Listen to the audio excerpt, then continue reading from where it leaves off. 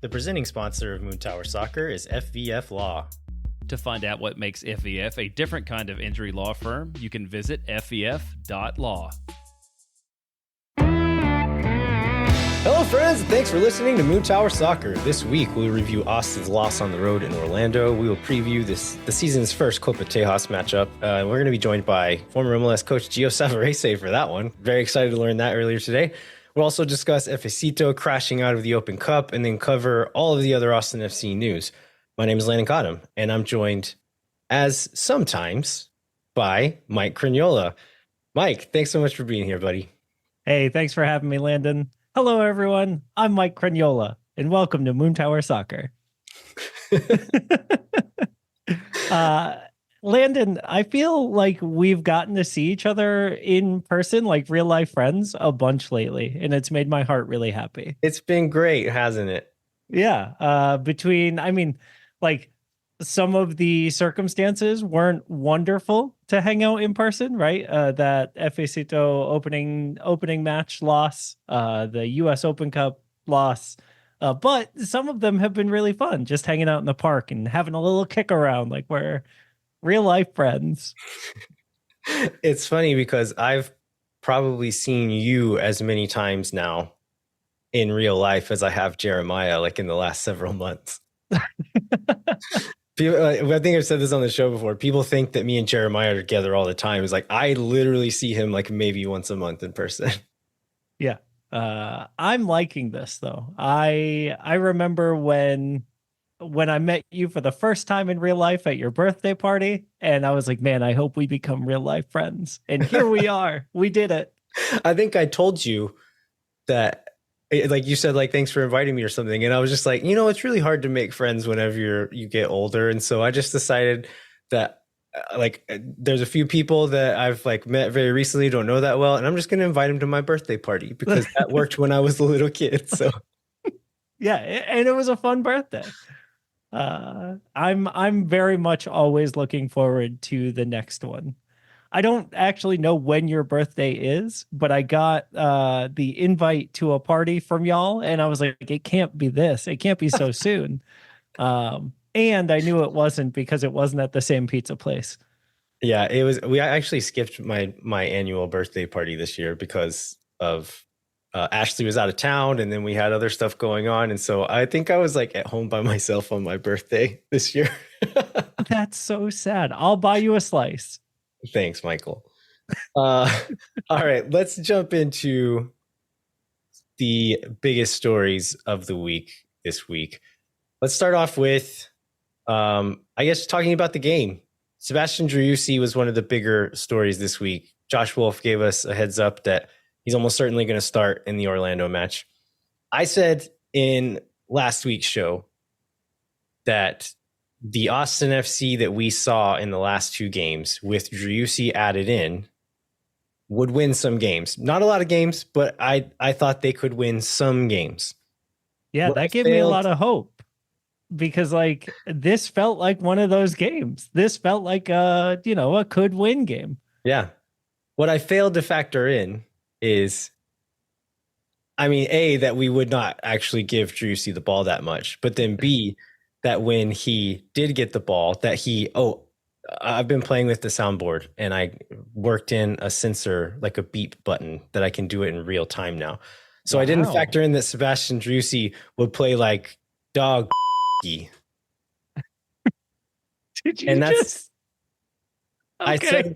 I said a nasty curse word, Mike, and you can't prove otherwise. But I thought he was pretty poor. Like he wasn't very good.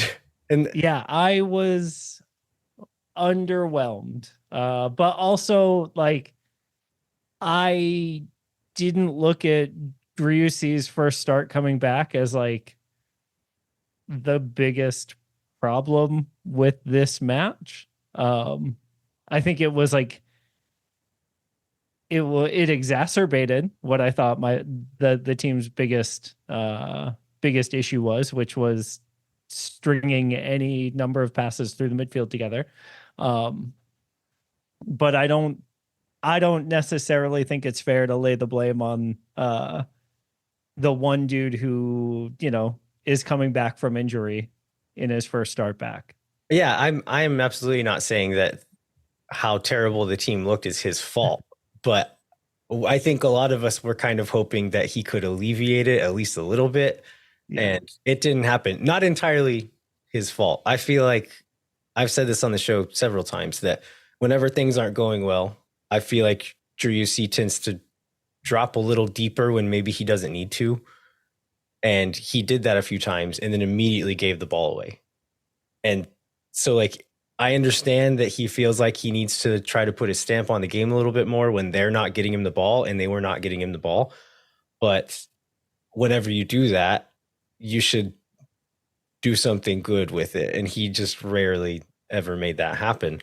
And then I think in the spot where he is strongest is like underneath that striker and getting chances in the box, arriving like a little bit late or sneaking into the backside and getting those half chances and finishing them. But when we're not getting the ball into the box, we're not even getting the ball into the final third until Orlando's up 2-0, right? Like they get those 2 goals, they sit deep and like, you can have the ball. We don't want it. I think the possession ended up being in favor of like 57% in favor of Austin. But at halftime, it was closer to 50-50. And so when the game was still competitive, it was closer to 50-50. I think Austin had maybe a slight advantage, but once Orlando went up, they just sat back and said, yeah, have the ball. And I know that Austin has been playing a little bit different this year, but this was a hard return of the Horseshoe of Sadness there in the second half after that second goal. Yeah. We had some spells of possession in some very short spells of possession in the first half, but that second half stretch from like 65 to 78 or so where we do nothing with it was a pretty tough one. We're sitting on now, thanks to a stoppage time header, we're sitting at 8 shots on target in the entire year, despite having sustained amounts of, possession in this match. Yeah. And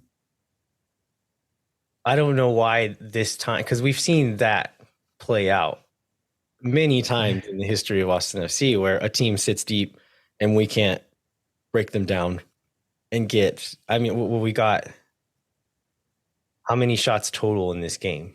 Like 3 shots total in the game. So if we're like, you're playing possession and not generating anything. And again, like this is not all system. There are many times the other night where I think O'Brien specifically, where a lot, like one rotation that we're seeing is midfielders will pull wide. They'll set up that triangle, and then either the winger that floated in or that midfielder that floated in will make a run in behind. And there was 2 or 3 times where O'Brien had space there. And these are balls that Orlando's playing 7 days a week. Like they're playing that every time. Almost every team we play, they're playing that in behind. And our players are looking at it and saying, let's send it back to the other side very slowly and see what happens over there. And so I criticize the players for not taking more advantage of it, but I'll also criticize a coach for just keeping on trying to do that when he knows exactly what his players do when they're in that situation. Yeah. I both am super sad about and infinitely frustrated about the 2024 Alex Ring not being informed that he is not the 2022 Alex Ring. Every time he tries these big, long switches of play and just doesn't have quite the same power on those passes as he used to. Like somebody's got to pull a guy aside, right? And just, like let him know. Yeah, and I feel like that is part of the plan too. But as we saw a couple of weeks ago, Emiliano Rigoni received some of those long diagonals from the midfield or from center backs and would get 1v1 with someone and then not even try to take them on most of the time. Yeah, I don't Just like- mind it as long as the ball makes it there. The passer is off the hook for me. It Yeah, was the number of yeah. yeah, it was the number of times that didn't happen. Yeah, the that ball was didn't even make it there. right. I want to end on positives, but I feel like we're going there too early. What else should we talk about? Yeah, I just it almost seemed like after 3 or 4 matches where we had completely abandoned this style of play, ending up in this possession structure again, the team just was like, okay, but what do I do now? Yeah. And like, that's troubling from a like bigger game plan perspective, that like we have built this team, and the sporting director and the coach and the academy are all aligned toward this possession style offense, and for whatever reason we completely abandon it for long stretches of time at the beginning of the season here, and then we find ourselves in it and can't make anything out of it. Yeah. Well, we're going to come back to Josh Wolff a few times throughout the rest of the show, including with Gio Savarese, who we get a little bit of his insight on the situation as well. So let's move on, but we'll return to the topic shortly. So to end on the positives, I'll say that Brendan Heinzike was one of the few positives that I take away from this game. This is what it feels like to have more than one center back on your team. Like last year, it was like a center back getting called up to the national team was disastrous for us. Yeah. We ended up with Alex Ring and Nick Lima playing center back more than once. That happened more than once last year. And to have Brendan Heinzike step in and look entirely competent, he didn't look terrified when someone passed him the ball. He has object permanence, and when an attacker would move out of his line of sight, he acted as if he still knew that person was there. And these are things that we've not always been able to rely upon in our back line. And so that is one thing that made me quite happy. And also you could tell that like he was comfortable with the role, right? Like, and I know that's God, that's table stakes for a player in a position, but we haven't had it before. And so you could tell that when Matt Hedges was going to pass him the ball, Brendan Heinzike knew where to be for that pass, and he knew what Matt would expect from him in that position. And like being able to like adjust and go somewhere else, but then also come back to be a center back again, man. The fact that we are so excited about this, I think, speaks volumes.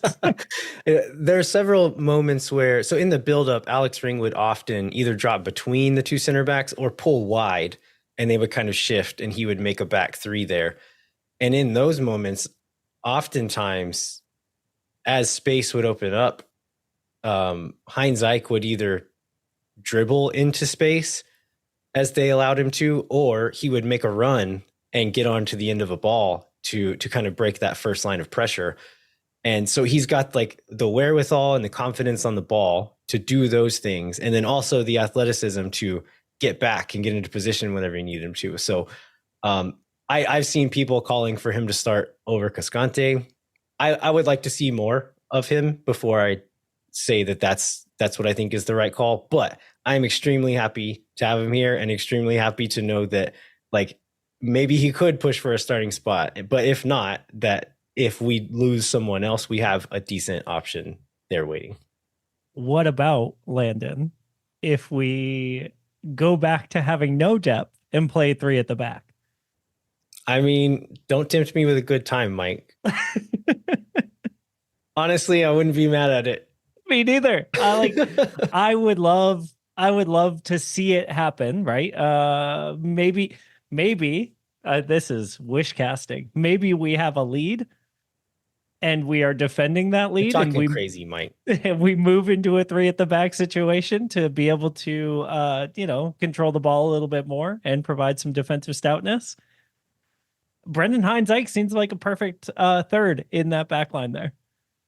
So we didn't plan on talking about this now, but it's very apropos at the moment. What if we went back three with Hedges, Cascante, Hines-Ike?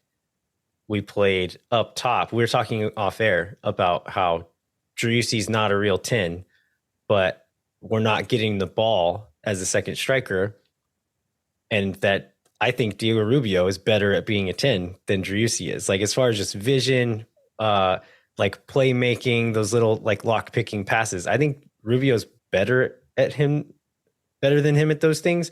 What if we did the formation that Colorado played the year that Rubio scored 22 goals or 17 goals, whatever it was, and played Rubio and Driussi under Zardes, and then played three center backs, have Gallagher and this is where we get a little sketchy. Hector Jimenez, I don't know, as wing backs, or I guess Biru if we're playing the other. I was going to say, right now it's Biru, and it's Biru in a walk, like against.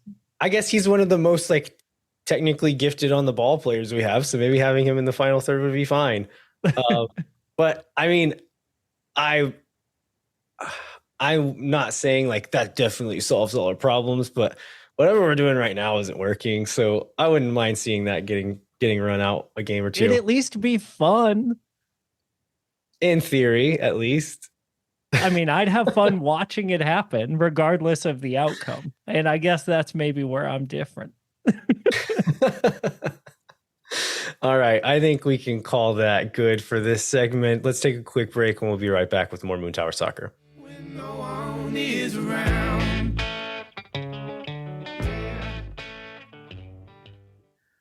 Moon Tower Soccer is brought to you by our friends at FEF Law, the official injury lawyers of Austin FC. FVF is a different kind of a personal injury law firm dedicated to community, transparency, and client education. And they have their own podcast called Summary Judgment, an excellent name for a podcast. Check it out wherever you get yours. You can go to FEF.law to find out what makes FEF a different kind of injury law firm and why understanding your legal options can dramatically change the outcome of a case. Once again, that's FEF.law. Amplify Credit Union is a member-owned financial cooperative that served the needs of Central Texans for over 5 decades. Amplify's team lives and works in the community, making them the experts on how members can achieve their financial goals. What makes Amplify different? No bank fees. Amplify is the first financial institution in Texas to put an end to bank fees. In 2022, Americans paid almost $8 billion in overdraft fees alone. Millennials pay an average of $336 a year in bank fees, which works out to 6 Austin FC game tickets per person per year. You'll pay none of those bank fees with Amplify Credit Union. Amplify membership is open to any Texas resident. Learn to trust your bank again at Amplify Credit Union. To learn more and to register for free parking at the Amplify Esperanza branch on game day, go to www.goamplify.com/moontower-soccer.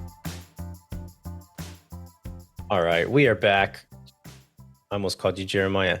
Mike, let's get into the rest of the game details. So let's start off with kind of the narrative or storylines happening before the game. We already talked about Driussi, knowing that he was going to start. We knew that Danny Pereira and Julio Cascante were going to be away for international duty. We'll talk about that a little bit more later. Knowing that we were going to be that slim, we saw later in the week that Jimmy Farkerloon and Antonio Gomez both got called up on short-term loans. I think that's 3 for both of them, with 4 being the limit of the amount of times you can do those short-term loans. What are you like? My take on this is that it doesn't matter. I've seen people frustrated that we're using all these short-term loan call-ups now. My take on it is, if by the end of this, like this transfer window, when we could sign them,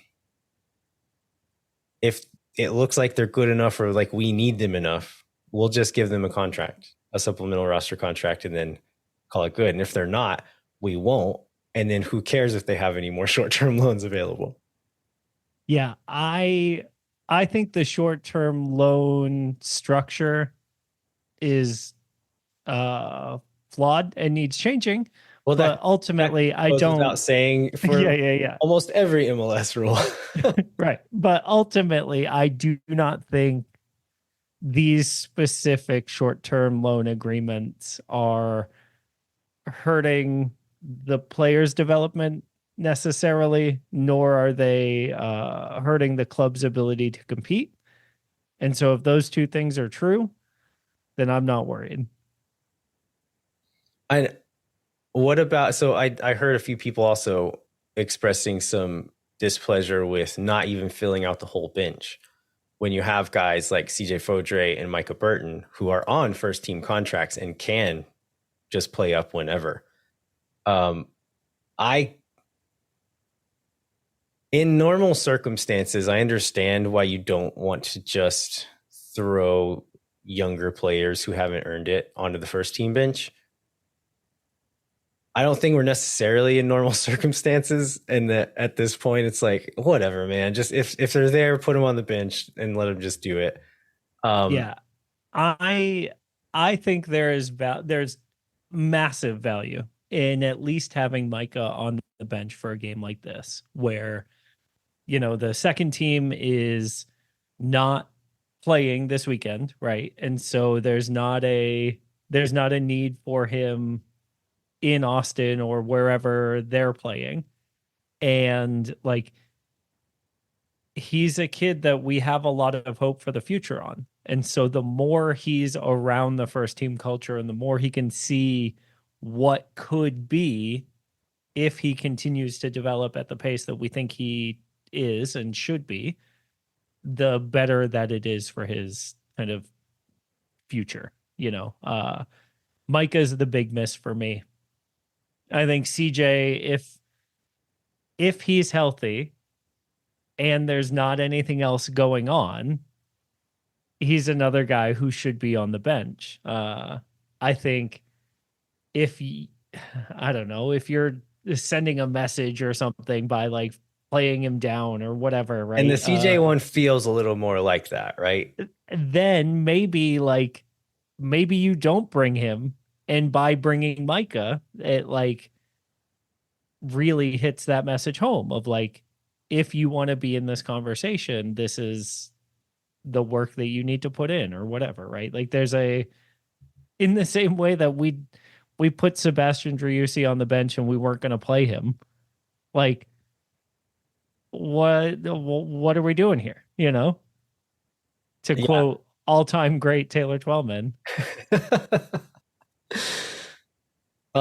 Yeah, I totally get that argument. In any case, like with those players and with these short-term loan call-ups, I've also like, this is a thing. I don't even know if we should talk about it anymore, but people being upset that someone gets a short-term loan call-up and then doesn't play on the first team.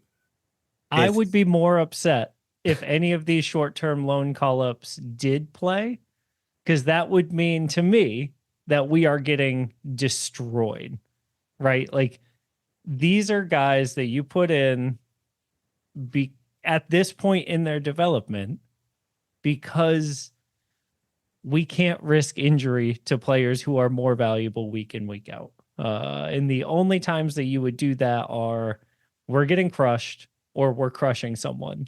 And where we've got 8 shots on target all year, we're not crushing anybody right now. I think a lot of the people who are upset about it think that like these players are the answer somehow. And we're talking about the US Open Cup later on, right? Yeah, we'll get to that. We'll cover that. All that to be said, like, I don't know that any of that part matters that much as far as like on-field results, but it would be a lot of fun to see Michael Burton on the bench for the first team. Yeah. That said, we did get a lineup with first team players on it. Yeah, and I felt pretty good about this lineup. Yeah, I looked at this lineup and I was like, yeah, this A makes sense. And B, I was glad that we didn't just play Rigoni because he's expensive. I thought he didn't deserve, based on his output in the last match, that he did not deserve the start. And so seeing a front line of Obrian, Rubio, and Finley kind of made me feel like there's still consequences for performance for some people. Yeah, that, and then also not trying to be too cute in the spots Right. people are missing. Jean is hurt. Play the left back at left back. Let Yep. Peter start again. Cascante's gone. Play the center back at center back. Hindsight goes in. We didn't always have that luxury last year, but we do now. And so take advantage of it. And I was glad to see that as well. I was excited to see what Rubio and Driussi would look like together. We didn't really get to see much of that just because of the lack of service getting into that part of the field where they even got the opportunity to work off of each other. But I was happy to see that in the lineup at least. Jeremiah is missing the show because he has a work event, but he did send us his notes from the show. And so we'll just read through those pretty quickly. It's just a bullet points. Yeah. It's 11 straight winless match dating back to last October. That Obrian miss in context. What's the context there? I think the context must be the fact that he was pretty much wide open. We haven't scored in forever. We haven't had shots on target. Like, this is the one, you know? Like, this is about as, like, how what else can we do here? I let out I was watching this game with friends, and I let out a sarcastic Wolff out after Obrian missed that shot. And then as the game went on, I was like, this joke does not land as well the rest of this game. To continue with Jeremiah's notes, Biru clearance. That was amazing. Spectacular. Oh, so good. This one comes from a corner. Brad Stuver, I kind of think if this one goes in, it might get called back for a foul because Luis Muriel was being fairly physical with Brad Stuver and didn't allow him to move across the line to go and challenge that. But Biru was on that backside, sticks his leg out directly behind him as the ball is. Do you think that was going in? They showed an angle from behind the goal really quickly. I think at the very worst, it was hitting the post and was I think inside that post. I think our best hope is that it hit the post. If not, nestling into the side netting there. That was, I love Guilherme Biru for stuff like that. I think the bravery of doing a scorpion kick clearance on the goal line like that is something you only get from a player like him. I think that's so sweet. Yeah. The man will try things. This is a thing we've learned in the short time we've had him. Defensively, I don't know that I saw a ton to make me think one thing or another. Thor Halsen was a menace up that right side, but I don't think it was necessarily his fault. Like, that guy's a really good player. He's good. And the way Orlando was playing, they were defending in a back four, but as they went into the attack, kind of like what we did a lot with Gallagher last year, Thor Halsen would essentially end up as a winger as they got into their finishing shape in the final third. And Santos, the left back, would become more of like a third center back and stay deep. And so oftentimes in Austin's kind of defensive rotation, if it's like a wing back going up like that, it's the winger's responsibility to cover them. But I think, again, this is mostly team defending or a lack thereof that led to a lot of Thor Halsen's chances up that side. But I feel like Biru showed some more flashes of something that could be good one day and showed fewer flashes of something that might be disastrous most of the time, like he did last week. Yeah, I agree with that. I think he was a little bit less risky of a play in his second time out with the team. So if he continues to grow, this is only good news for us. That said, I am glad that you kind of mentioned some team lapses in defense here. There were also some individual lapses of defense, as Absolutely. Jeremiah's most second note here says. Gallagher asleep on goal. That's the whole note, folks. And I don't know. This comes from open play, right? Mhm. Which is even crazier. And like on my rewatch, it was even worse than I remembered it live, because this is a thing, like on set pieces, Austin has been burned by this kind of ball before, where the fullback, it's maybe like the box is maybe a little bit overloaded, and they think the ball is going to land further forward, and so they kind of step in to help double team someone there, and the ball either gets flicked on or goes farther than they thought, and they leave someone completely unmarked on the backside. In this one, they get the ball really far down on the inline, and Jack Lynn is kind of the only person anywhere close to John Gallagher.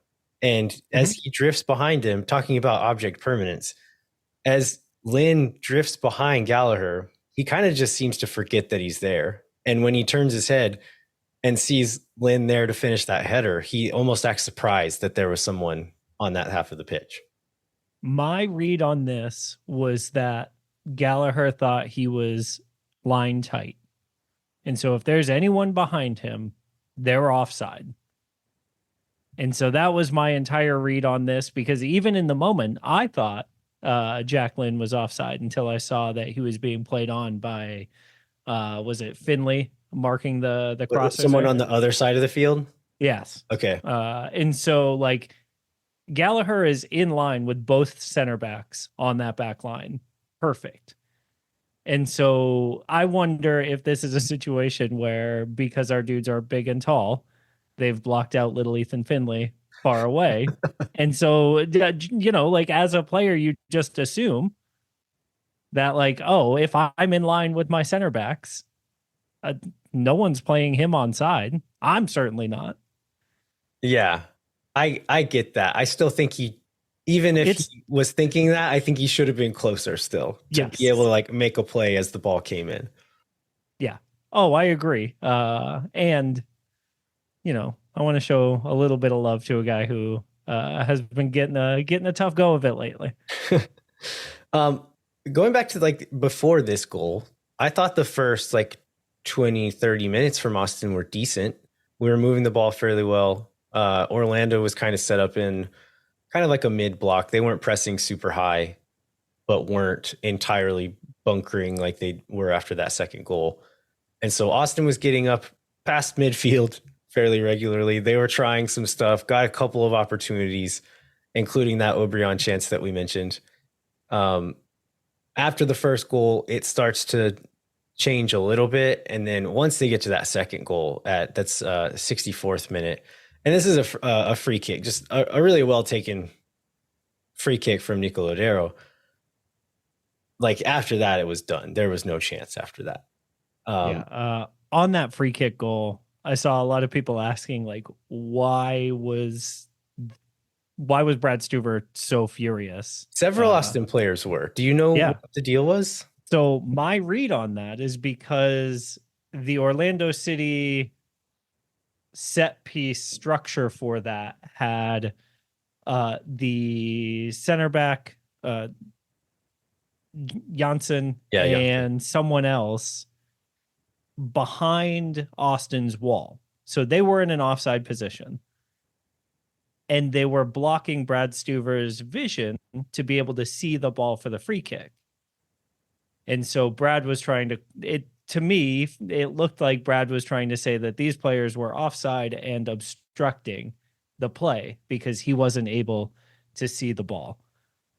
I feel like that's a stretch, like, if that's the argument, because if Lodeiro had played it, like, between a gap and, like, I mean, he kicks it right over where those two players are standing. But he kicked it over the wall. He kicked it around the wall. But even the announcers say he went around the wall on it. And, like, when you watch the replay, it's right between where those two players were standing. I think maybe I'm being harsh. I didn't think he was stopping it regardless of how quickly he saw it. Yeah, I don't know. I mean, I have taken one penalty kick in my life, and it was terrifying. So I am not the expert here, but that did seem to be what Brad was so animated about. Whether he was right or wrong, Yeah. that's not me. Crazy thing is, it's not the refs either. But that's the world that we're living in right now. Is Any other player notes before we wrap up on this one? yeah, I had a couple. Johan Valencia had like 3 pretty good games before this one. Was he kind of just due? I mean, I don't think he was set up to succeed in this game because Alex Ring was playing the deeper role, kind of like dropping in and being the one to build up in possession. Either by instruction or by instinct or by lack of confidence, Valencia is not one to like go and try to get the ball and try to build it up himself. And so I feel like he just kind of got caught in no man's land often. Oh, and I was even just talking about the defensive side of the ball. Just defensive. Yeah, I mean, he was late on a lot of challenges. He wasn't as touch tight as he has been in the past. Yeah, I mean, I think part of that is Nico Lodero and just like we're talking about this Orlando team missing a lot of players. If you look at the 11 they actually put on the field, it is an above average MLS squad. They still had 2 DPs on the field. They had Nico Lodero as one of those guys. Thor Halson has been a very exciting player this year, even though they have struggled a little bit. And so I think like we're talking about like a rotated squad as an opportunity for Austin, but I still think this is an above average MLS 11, and it takes far less than that to beat Austin these days. Yeah. And then my other player note was a positive one, actually. Diego Rubio fighting for and winning a lot of balls that we have simply never seen our forwards fight for nor win because we've never had anyone with any kind of pace up there. Like that small bit of maybe this guy, maybe we've signed a 30-year-old striker who isn't toast, feels pretty cool. Yeah. Yeah, but that's where I'm at. If we can ever get the man service, I think he'll be a good player. Yeah. The way that we're playing now, I don't know that the stats will ever bear that out, but I think he is good, and with the right pieces around him or the right game around him, that Rubio would be a really good MLS player still. I'll say one thing about Alex Ring. We already kind of bashed on his long balls earlier, but he's not that good at progressing the ball necessarily. He does okay just kind of managing the build up and kind of playing balls out, but those long diagonals, he hit several of them straight into a center back. And then defensively, we saw this last year as well. Like he still has okay straight line speed, like that recovery speed to get into a position and kind of railroad an attacker into a certain position until he can get help. But when he's 1v1, he is not good. He got skinned by Luis Muriel a couple of times last night, and like Muriel is very good. He's a really good player, but the guy playing defensive midfield, you'd hope that he could put up at least a little bit of an effort in those moments, and Alex Ring can't do it. Yeah.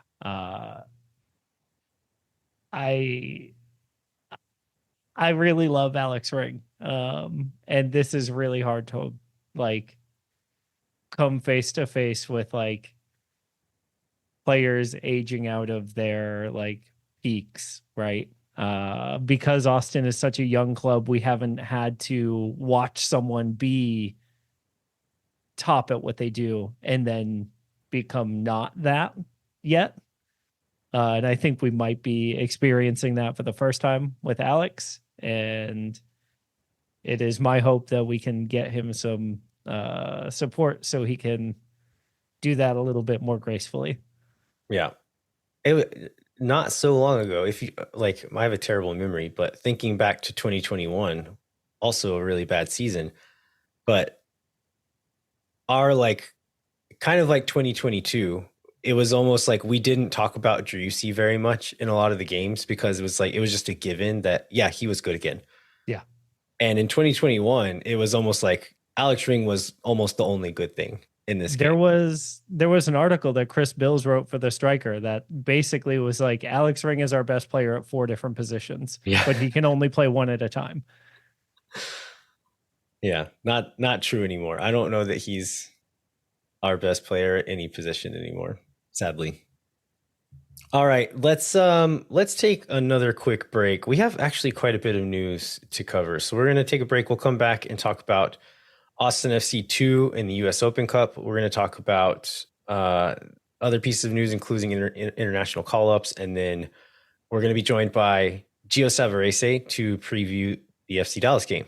Hang tight. We'll be right back with more of that.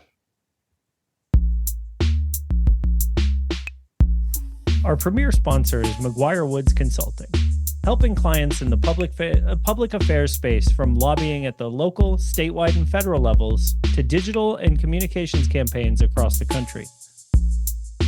McGuire Woods Consulting has offices in 10 MLS cities, but only advertises on this podcast because it's the home of the 2-time reigning Copa Tejas champions. Hopefully we can keep that streak going. Contact our friends at McGuire Woods Consulting at mwcllc.com for more information.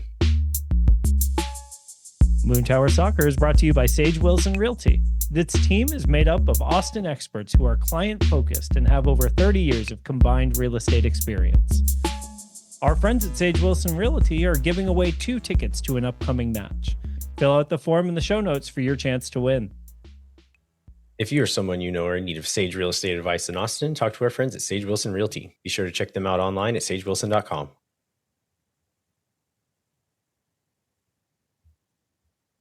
All right, we are back. Before we get into our FC Dallas preview with Gio Savarese, Mike, let's talk about the U.S. Open Cup. So Austin FC 2 lost to Foro SC, a semi-pro team from Dallas, in penalties after a last-minute equalizer.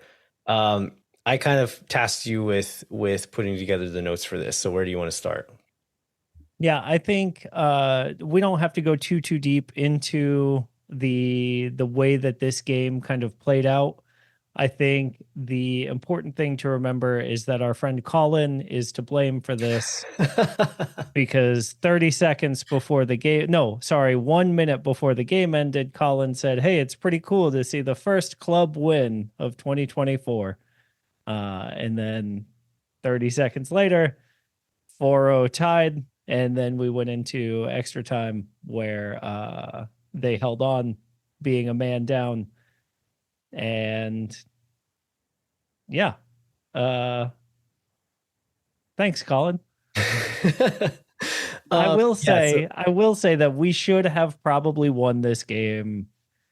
What, 4 or 5 goals? Yeah, I mean, we had, I want to say, like, Michael Burton misses a chance from about 6 or 7 yards early on. Jonathan Santillan has at least 2 chances, maybe 3, that he misses. Brian Ariano has a chance from about 10 yards with an open goal, and the only defender standing in goal, he hits him in the head with this shot. And so I don't know if XG is tracked for MLS or Open Cup games, but I would guess ours would have had to be like pushing 3, if not above 3, right? Yeah, it was a tough match. We won the possession battle. We were super accurate in passes. We had a lot of shots. The team had 16 shots, 4 on target, almost 60% possession, 85% pass accuracy. Like, everything you could ask the team to do except put the ball in the net, they did. And they just, for whatever reason, snake bit at the very last part of this game, and the most important part. But here we were. Yeah, I really chalk this one up to age and inexperience. Austin started 7 teenagers in this game. I think ended the game with 8 teenagers on the field.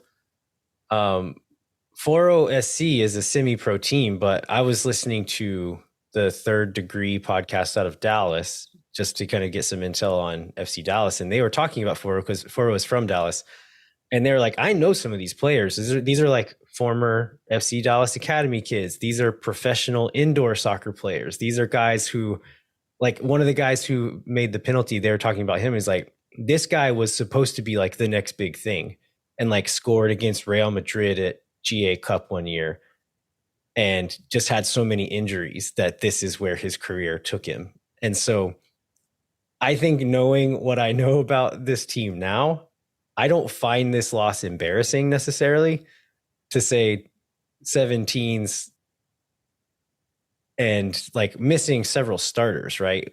Let's see, Toure, Bobo, probably Bonachero whenever he comes back. And then Antonio Gomez was out playing a teenager at center back. So four or five starters not available for this team, and you have 7 teenagers starting. I think in that context, it's still disappointing, but I don't think it's necessarily embarrassing like a lot of people will frame the MLS Cup thing, like saying, oh, the MLS team should win. When in this context, I don't know if that's necessarily, they're like huge favorites here.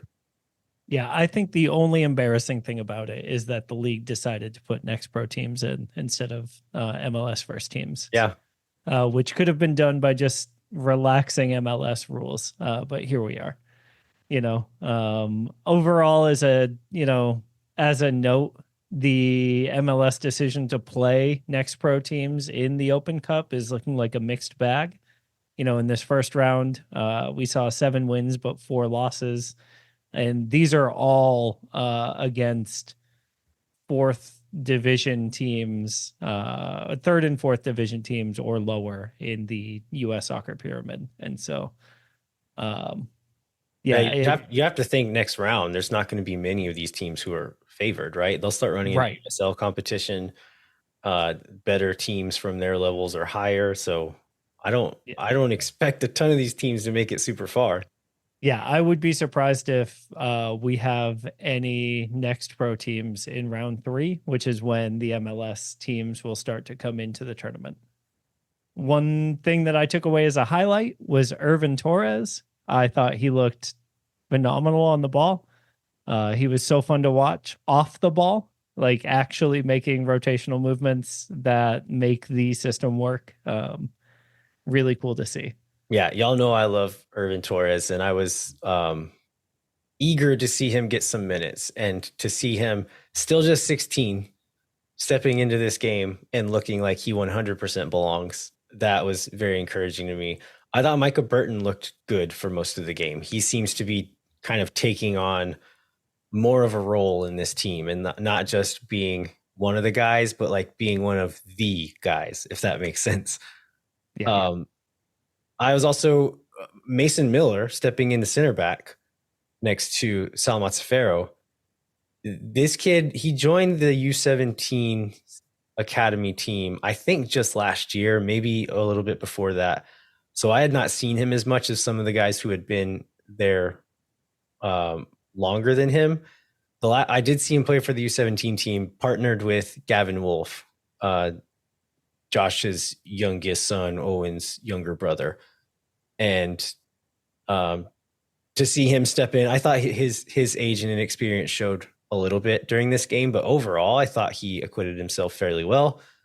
And then Anthony physically, I think Mason looks at least as big as Sal, and he's got Sal's got 5 years on this kid. So yeah, who knows? I know personally, I hit a insane growth spurt between 16 and 18.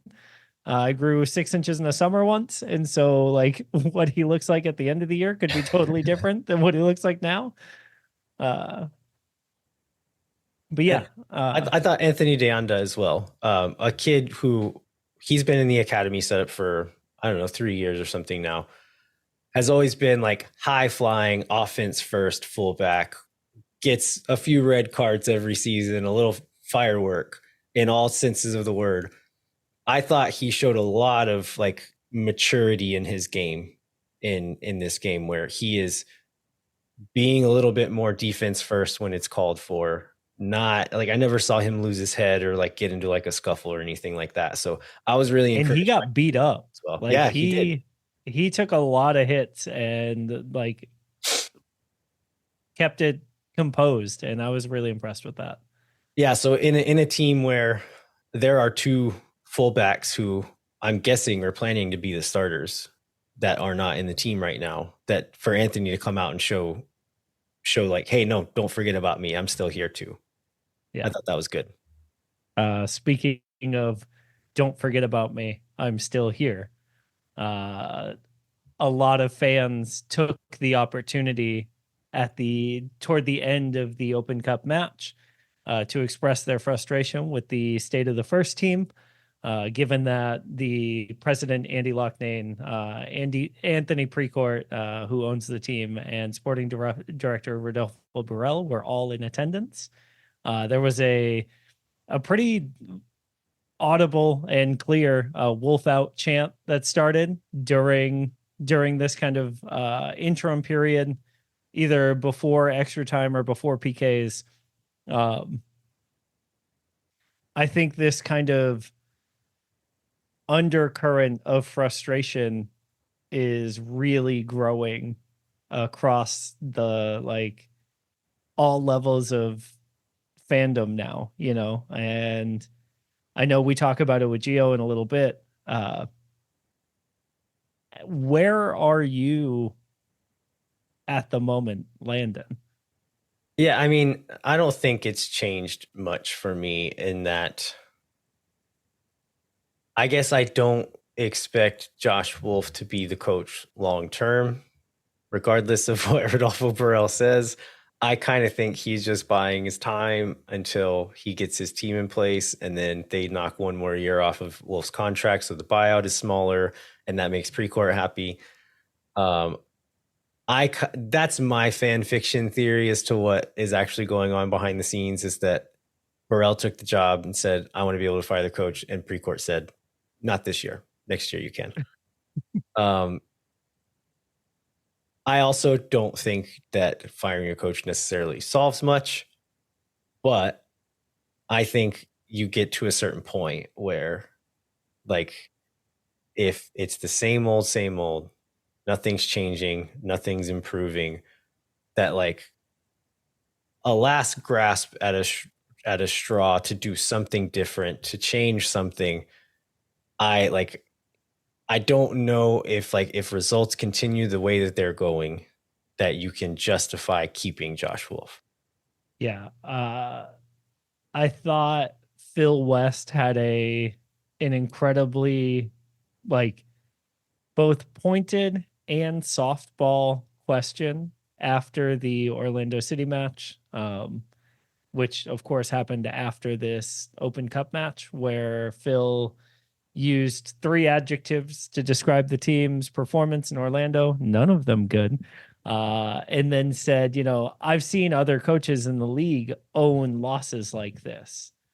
And watching Josh Wolff reject the premise, I think, to me, was the biggest surprise in us not waking up to seeing a quick "we thank Josh Wolff for growing the legend" here kind of message on Austin FC social media, because everything we've seen from Rodolfo Burrell so far has shown that like that's not the mentality that he has. Yeah.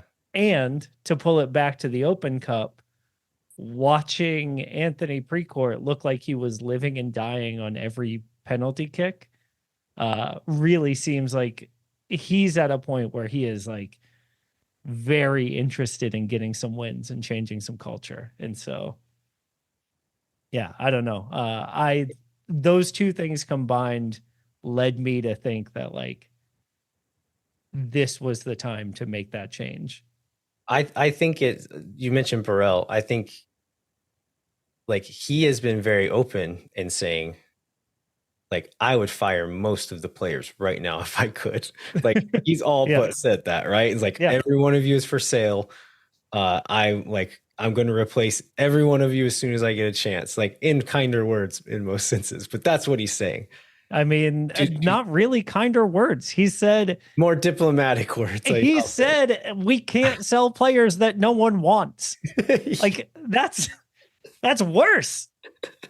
That's worse than I'd like to get rid of you. That's I am stuck with you. I can't get rid of you. Like, all that to say, having already said that, I think it's really difficult to justify like saying like, okay, everything's terrible. We need a complete refresh. I would get rid of all the players, but I can't right now. But then the coach is a different story and saying, oh, well, he's fine. We're going to just see things out. Like, again, I don't think it's all Josh's fault. I don't think a new coach makes this team any or much better. But if you're going to say, like, preach this, like, accountability or, like, change is coming, we need to do things differently, and then have this kind of results for this long and this, like, not even, like, any hope in this last one. There's almost nothing good happened. Like, it's hard to balance those two things and say, like, I'm going to hold the players accountable as soon as I'm able, but not with the coach. Yeah. Like, the results are terrible, and that's that. Like, most coaches don't survive this. That said, we do have a couple of lights in this tunnel coming up, right? With Julio and Danny coming back from their national team performances. And we were really good when they were playing for us earlier this year. Landon, I'm trying, man. Like, no, I do think that, with Driussi back, there's a chance that we see Danny where he belongs in this team, right? Maybe not quite as high up on the field as he has been in the beginning of the year. Which, if we've got something connecting our back line to our attacking band, like, maybe that does help. Yeah, I think that's a good point. If we're going to try to glean any optimism here, like Julio, who is a better distributor than most on the back line, Danny, who can progress. Julio's a better distributor than most in our midfield right now. Yeah, that's true. Let's be real. Like, Julio at the 6, baby. Let's Danny can go 3 at the back. progress Come the on. ball better than anyone else. Maybe that's enough to get the ball close enough to the players who we do think are two actually talented attacking players in Driussi and Rubio. If we can get them the ball, then I think it could give us a chance. But hopefully Danny and Julio can help that happen. If not, Brad Stuver can just keep throwing it. That's right. Let's give up as many corners as we can just so we can see Brad throw the ball. Okay, a couple other pieces of news quickly before we move on to Gio Savarese. Copa Tejas details came out a couple weeks ago. We have our first Copa Tejas match coming up. The way that they're doing it this year is different than it was last year, in that every game counts, and then they'll take points per game at the back end and declare the winner that way. I still don't think it's a great way to do it, but I think it's better than the way they did it last year. Do you think that's right or fair? No. I love the way we did it last year because we won. And I don't know that we have as good a chance of winning it this year because of the way that they're doing it, right? Dallas has a little bit of advantage because 60% of their games are home games. We at least have an even split of home and away games. And Houston will have 40% of their games be home matches. And so there's definitely an element of unfairness in this. Also, Houston and Dallas get to play us. Right. But we don't get to play us. Yeah. How fair is that? Yeah. So, how could this possibly be fair? If we don't win? If we do win, perfect. Most important tournament in the world. Amen. Quick update on the referee lockout as well. So today, as we're recording, which is Monday, PSRA is voting on a new tentative agreement. Voting closes at midnight. I'm assuming midnight East Coast, but we'll probably have news on Tuesday as this show comes out, whether or not the lockout's over or if it's going to keep going. Yeah. As a reminder, the last tentative agreement was rejected by 95% of the PSRA membership. So things would have had to change drastically for this to pass, right?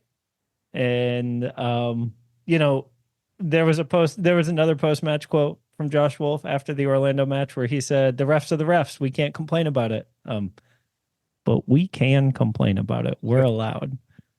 I think that's a fine thing for the coach. Did you see Peter Vermes like yelling at a guy in a press conference? No. He this reporter was like trying to get him to say something bad about the refs, and Vermes was like, I mean, sure, but the refs were bad last year too. We can't control that, so I'm not going to talk about it. Oh, yes. So I think that's a fair thing for a coach to say, but you're right. We can complain about it. Fans can complain about it. And I think it's getting to a point where we are and should continue to complain about it. Yeah. I actually liked Josh's answer here a lot better than I liked that Vermes quote, because like Josh has complained about the refs a lot in the past. And so by not complaining about them now and saying he can't complain about them now, I think he's letting on a little bit more than maybe he would want to us if we kind of read between the lines a little bit, do some projection of our own hopes. But, all that to say, pay the refs. All right, let's move on to our FC Dallas preview with Gio Savarese. Very excited to talk to Gio Savarese. He's a guy who, I mean, just as a communicator, I think he's excellent. Just press conferences, interviews on Extra Time and other places, always really interesting to listen to. Today's not an exception. I'll say also very, very friendly and kind, because as you'll hear in the intro in a moment, I had a Sofa Score Fought Mob or something up, and an ad randomly started playing as I'm introducing him. He took it like water off a duck's back and just was very kind about it. So I left it in just to show how nice he is. But hang tight. We'll be right back with that. All right. We are thrilled to be joined by Gio Savarese. You'll know him as a coach, maybe a player. He's currently studio analyst on MLS 360 in Espanol. Exciting. And it's going to bring about change every day. Well, in the VA sorry, is where you want to be. Music playing somewhere on my computer. Why is this happening? Landon's watching some YouTube here while it's an ad that just randomly started playing. Gio Savarese is a legend, and this is how you're doing this, Landon? Gosh. Okay, I'm gonna I love it. This is the best thing when it's organic, when things happen and we manage it. That's it. That's the best way. Okay, well, I'm just gonna leave that in then, because we're gonna make lemonade here. But Gio, we're very pleased to have you here. What has it been like switching from the sideline to the studio? I know as a fan, you're a coach who I always really enjoyed listening to your insight on interviews and press conferences. You're a guy who's willing to speak your mind a little bit and kind of give a thoughtful answer. So has that transition into the studio been fairly natural for you? Yeah, first of all, the career of being a coach for me is a passion. I love it. And in this particular moment, and it's something that I have done, I had the chance to be able to, join the great group that we have with Apple TV. And it's something that I've done as well for many years with ESPN. I worked for 11 years.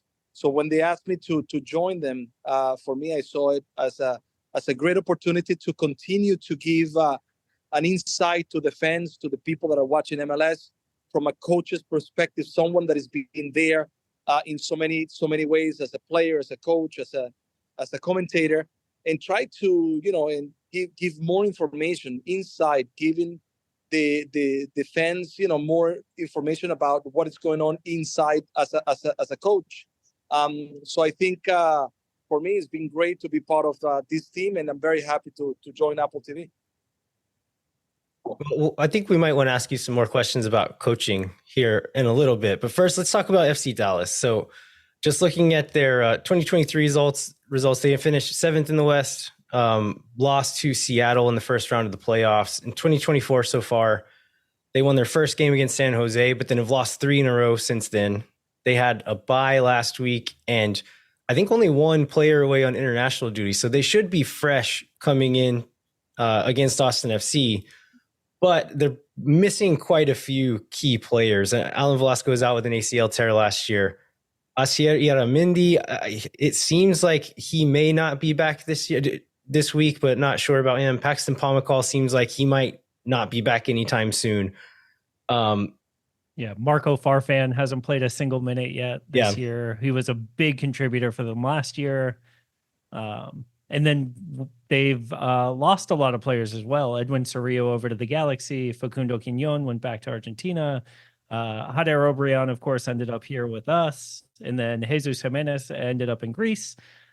Kind of, I guess, the big signing that they have had is Peter Musa, right, coming in.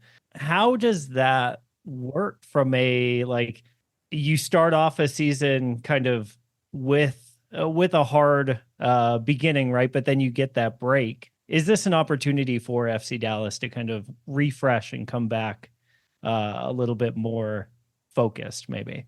Yeah, I think first of all, I credit to Nico Esteves. I think he's a coach that has tried to get the best of Dallas. He has a style of play, possession oriented, and he's been trying to find the right way of playing with with the group that he has. I think the unfortunate thing is what you said, the amount of injuries of important players that he has had, and that has pushed him to sometimes, lose consistency in the way he wants to play. And I believe that, because of the reason, it has become more difficult for him to be able to, create a situation in which, can be a little more steady game after game. So I think it's a situation in which, they need to evaluate. As you say, the new signings, Musa, for example, is a very important signing because it's a type of player that they haven't had in the past. But he also, Musa needs, the players around him to be able to support him. And hopefully, he can get his full team together soon in order to be more competitive. But I think, as well, that sometimes when you have these breaks, as you were mentioning, you're not sure how the players are going to come back. You do your best to try to push them to make sure that they train well, that they understand the opportunity that they have, to be fresh. But sometimes can go the other way. So, Nico has, a job to do to make sure that the guys get as ready as possible for this important match. One of their most important players for the last several years at this point is Jesus Ferreira. And this year, it seems like, I know it's probably going to take some time for him and Musa to kind of get on the same page, but I saw some quotes from Nico Esteves being a little bit critical of Ferreira, saying that he wanted him to stay more forward, to stay up in the box, to play off of Musa, and that he was kind of freelancing a little bit and moving around the field and trying to take over the game on his own. How do you think he gets the most out of a player like Ferreira? I think it's part of this, what I mentioned before, trying to understand how to get the best of the team. And now with Musa on top, Ferreira being part of the attack, now both players on top need to make sure that they understand exactly how to complement each other. We know Ferreira is always a player. He's been always a player. Even when he was the lone striker, he will come back. He will look for spaces deep. He will come back to try to find the ball. And then from those movements, he will have a space to attack and find good options to score goals. Now with another player on top, maybe right now it's all about, trying to get, the best of them to understand a little more each other. Maybe when Ferreira comes a little bit down, that Musa can create some space for him to be able to come back and get into spaces forward. So I think it's just trying to make sure that both of them can understand how to complement each other. And I think right now they're still on that phase of understanding, one or the other. what is the best situation to be able to be more dangerous. I wanted to go back for a minute to something that you had raised a little bit earlier about how sometimes, after an international break, the players can come back and maybe not be as fresh and as ready. What's something that the fans might not understand about information coaches have around fitness and game readiness? Yeah, I mean, you have to do a very good job in those 2 weeks to prepare the team to arrive to the match with maximum capacity, to make sure that the players mentally and physically are ready to be able to give, what the team needs. And then those players that join national teams, that they can come back and perform, in the right way, understand also what were the loads, how many players, how many games they played. So you need to make sure that you get that information to put the best team on the field. But I think, for the fans as well, I think, that the understanding of like sometimes, some of the players that maybe went to the national team that they need to play less minutes, they need to understand that it's an important part of these moments. But they have a role as well, because I think they have to continue to put the pressure to the players to make sure that, that they understand that coming back, from national team, coming back from now 2 weeks, that you haven't played, that the expectation is at the highest. And it has to be from the fans' point of view to say, you know what, we expect you to play the best. And, actually, we didn't see you last week. And so, now we want to make sure that you give everything that you have for the team. So in the 9 times that Austin FC and FC Dallas have faced off against each other, Austin FC's record is 2 wins, 2 draws, and 5 losses. You've coached in a lot of rivalry games yourself. What does a rivalry game mean to a player, and like how do you get your players ready for something like that? And then also, how does it affect a player's mentality in a situation like Austin, where they've not done so hot most of the games against FC Dallas? Yeah, I mean, that's a great question. Usually for me, when we had our games against Seattle, those battles, that those games that you knew, that rivalry that we have against each other, which is, now Austin against Dallas, those usually were the games that I didn't have to speak as much to the players, because I think the club, the fans, the organization, and, me as a coach and my coaching staff, we make sure that they understood how important the game was. And I think after that, it's organic. It's understood. And even sometimes the players will talk to the other players. Listen, this is the game that we're going to win. This is the most important game that we're going to play, because it's against our rival.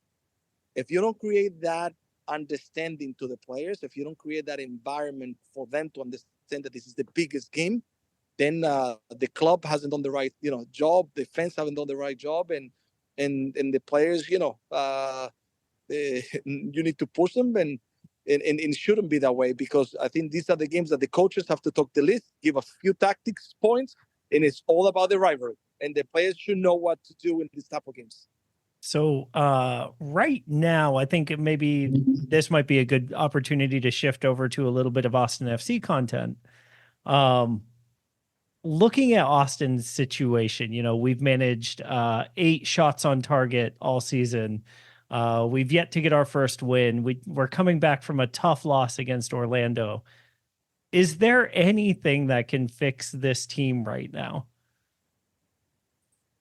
So it is an interesting situation what is happening in Austin, because I believe, Josh Wolff has done a good job to implement a style of play that is very recognizable.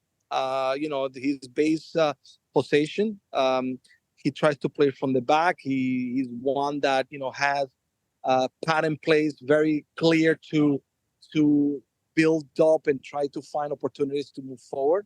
For some reason, this type of things that they were able to do 3 years ago are not working.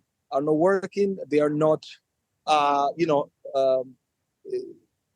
finding the complete phase. Maybe at some point, when they're building up, they're coming out from the back, it's looking good, and then it doesn't equate to be able to create an opportunity going forward. I don't know if something has been lost with the players. I don't understand why the players don't look as competitive as they used to. or maybe, sometimes the intensity of the way the team is playing is not at the level that it should be. And I believe that the club has done a great job to give confidence to a coach that has proven in the past that he's done well. But I think game by game, the team needs to win games. The team needs to now show up and not be that team that, that actually on the other side, the coach or the organization say, this is the game that we need to win because it's Austin. So now they need to find a way to be able to be that team that is going to compete at a different level. And unfortunately, right now, they haven't done that.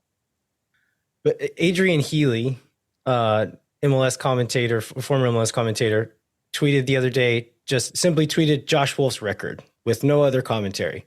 And looking at those numbers, I think a lot of people would say it would be fairly justifiable for him not to have his job anymore. Like, at what point is it too far gone? At what point is it beyond saving and you need to just cut ties and make it and go in a new direction?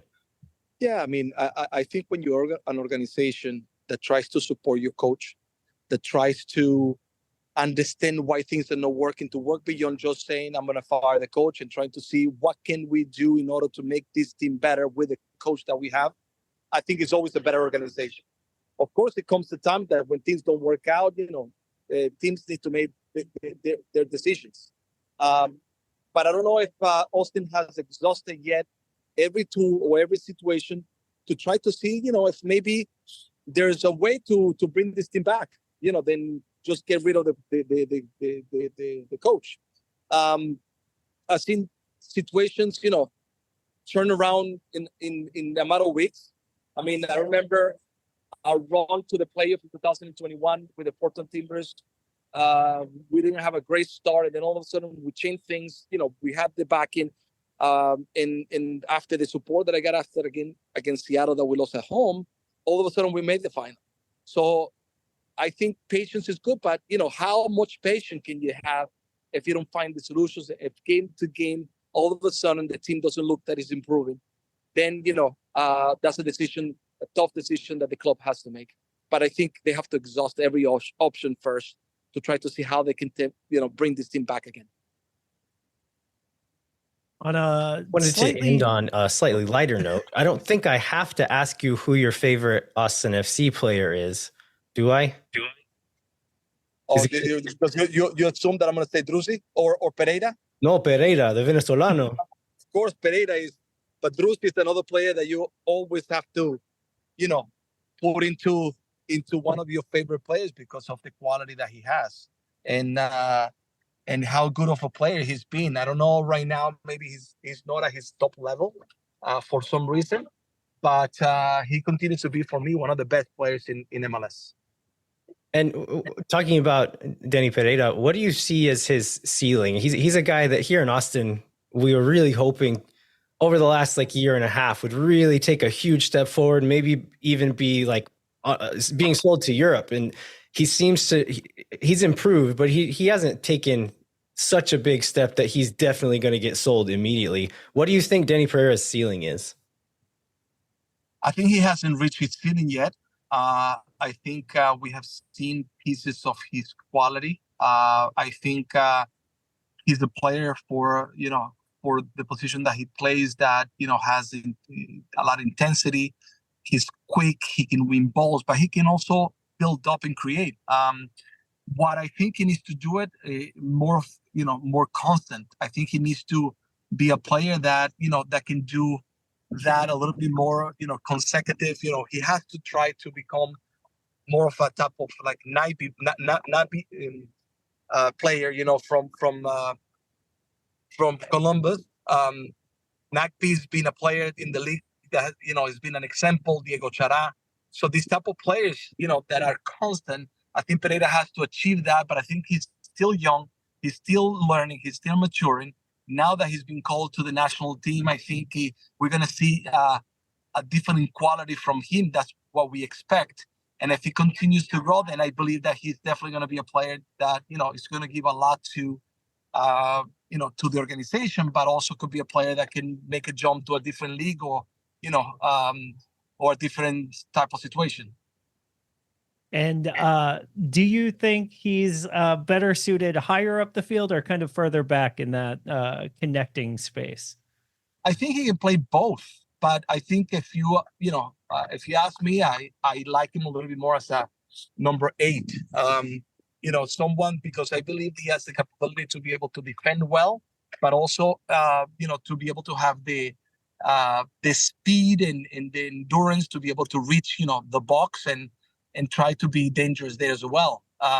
So I think that's his probably best position from someone that sees it from from far. But I think he's a player that has the tools also to play as a deep defensive mid. All right. Well, Gio, thanks so much for taking the time. We really appreciate your insight. We'll be looking forward to seeing you on MLS 360 in Espanol. Thanks so much and have a good night. It's a pleasure, guys. Take care and good luck this weekend. All right. We want to thank Gio Savarese one more time. I want to thank Mike Cragnola again also. Thanks for doing this, buddy. It's always a pleasure to have you, and very, very nice for us to be able to call on you on short notice whenever we need to take a week off.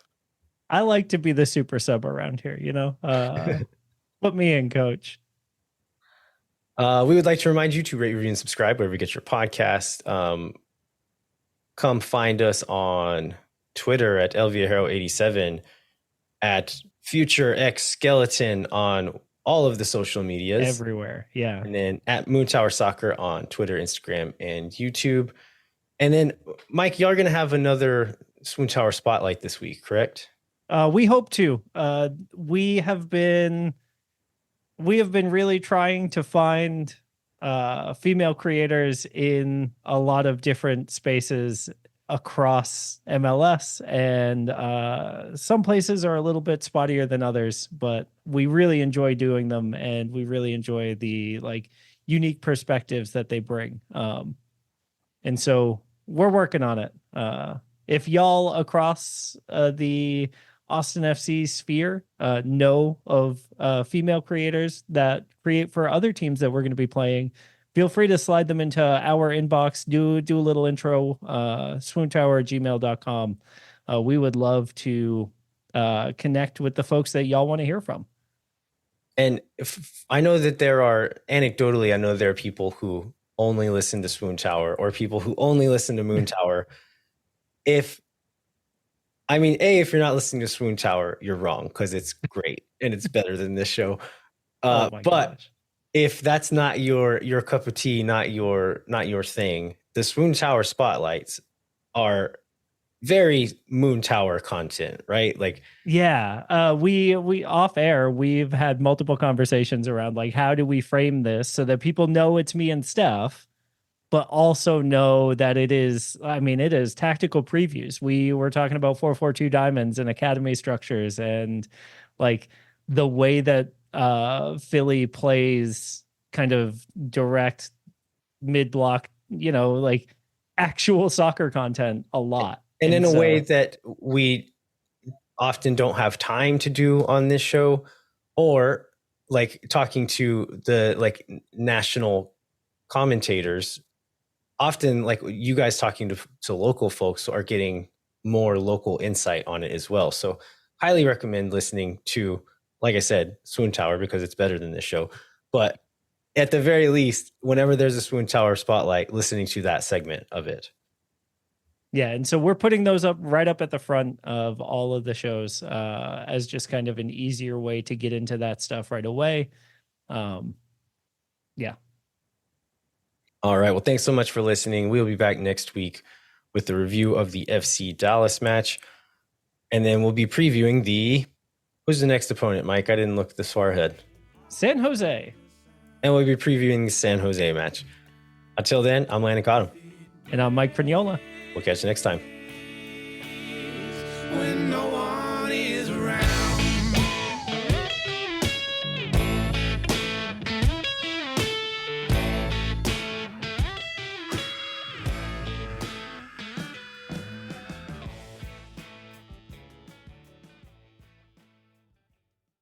Thank for nothing, see you never.